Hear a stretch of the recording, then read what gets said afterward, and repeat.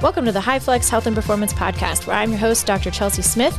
We'll be talking about all things physical therapy, where we believe an almighty God created us to move and to be able to heal. Join us as we talk through whole body health, pain relief, post-surgical rehab, life lessons we've learned, things we repeatedly tell our patients, and the list goes on. All right, welcome to episode 3. Hopefully you guys have enjoyed it so far and are ready to learn more and dig a little deeper into some of these topics that we're talking about. So today I want to talk about baseline, touching base with your baseline, just checking in with your baseline. What does that even mean? What does it apply in physical therapy? Things like that. So things that I encourage my patients to be aware of, and just not even my patients, just people in general, is knowing your baseline. So when I say that, what that means is at any given point in time, what do you normally feel like? If you're not aware of what your body feels like, if you're not aware of what certain joints feel like, when something comes up that is problematic and you're having symptoms, it's hard to even know what the biggest change is. So let's take, for example, a hip. If you have hip pain and you come to physical therapy and we're checking range of motion side to side, I'm a bigger fan of looking at symmetry versus just numbers, because a number on paper can say, oh, you're within normal limits, or you're within this typical range, or not. But what's most important is, does it look totally different than your other side? Are you symmetrical, or are you totally different right to left? Now, if I go and I check someone's hip and I find that they have way reduced internal rotation of their hip, that can tell me a few things, but also I'm curious how long it's been like that. And if people have no idea what their body has generally felt like, I don't know if maybe this hip has been like this for years. I don't know if maybe it's been like it for a couple months. I don't know if it only came on with symptoms, things like that. And so it's nice to know, generally speaking, what your range of motion is, what your joints feel like, what your body feels like. Do you tend to have more tension? Do you tend to have more stiffness? Because then when something comes up, we can have a little bit more clarity in dialogue of knowing when some of these things started changing. Now, this is an interesting one that I tend to do for whatever reason, late at night. If I'm, avoiding going to bed, or I get stuck in a thought loop, I'll stand in front of a mirror, and sometimes it's like, what does my range of motion look like? Because the amount of people that really have no idea when they lost the ability to, we'll stick with hips, when they lost the ability to sit on the floor, crisscross applesauce, or move in and out of like a 90-90 shin box move, is a lot. I don't actually know. I haven't tried this in forever. And that's just natural, and it happens over time. But I want to encourage people, start today. It's never too late. So what I like to do is I will literally stand in front of a mirror, like I was saying, and I will raise both my arms over my head. What does that feel like?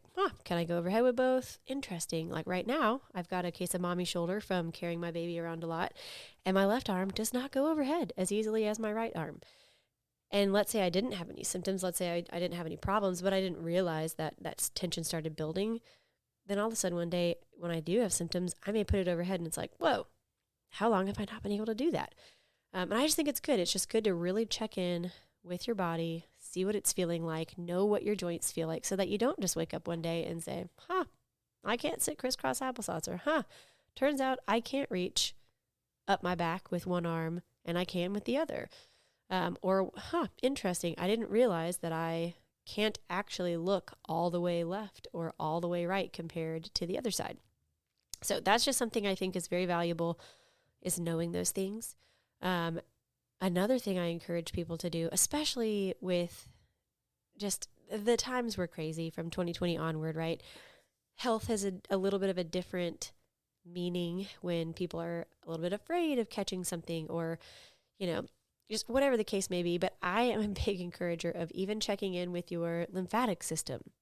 Like, check under your jawline, check on your collarbone, check in your groin line, check behind your knees. How is that feeling?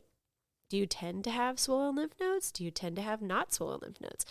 I, for example, if you can tell I'm a little bit nasally today anyways, can tell when I'm about to get ill, or if something is happening in my body, because I'll check out my lymph nodes, and if I notice, hey, they're a little bit swollen, that's kind of odd. Or interesting, they're a little bit swollen and I'm a little bit more fatigued. maybe I have no symptoms, maybe I feel fine, but it's just nice to know what your body is up to. And the key things that protect us are our nervous system that we've talked about, our lymphatic system, and our musculature symptoms. So our musculature is supposed to protect our organs. Our lymphatic system is supposed to help fight off illness. It's supposed to fight off free radicals and inflammatory things. Our nervous system is supposed to tell our brain, hey, something is happening here. I either need to be in fight or flight, or I need to be in rest or digest, or hey, this area, something's going on here, so I'm going to send a pain signal, things like that. If we aren't generally aware, it's kind of hard to know how far something has changed. So those are some things that I think are just very, very helpful. Not saying every single day you need to go, check your armpits, check your chin, check your jawline, check your groin, anything like that. But like once a week, at least once a month is pretty nice to know, because you may all of a sudden be like, how long has that swollen lymph node been there? Or, how long has my neural tension been really high? So that's something that I want to go into more detail in a future episode, and maybe pull up the green screen and show you guys where all of this stuff lives. I'm going to try and put on some images to this podcast anyways after the fact and just show you some of the things that I'm talking about. But there's just a lot of people that don't know how they feel because they're constantly trying to avoid checking in with themselves.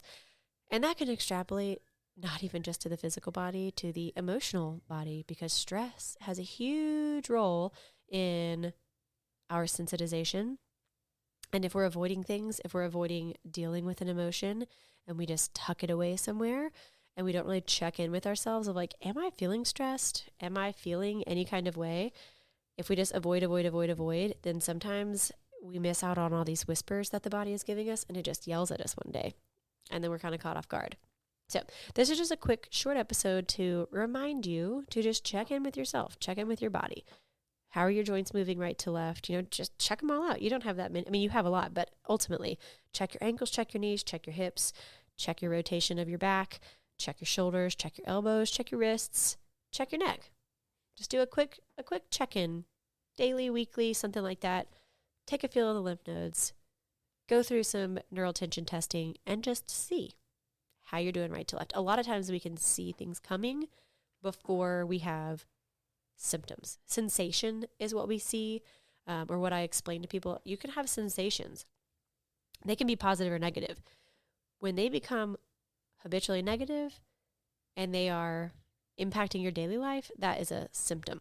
So let's know our sensations. Let's know what the body is doing and feeling ahead of time. And then you can be proactive.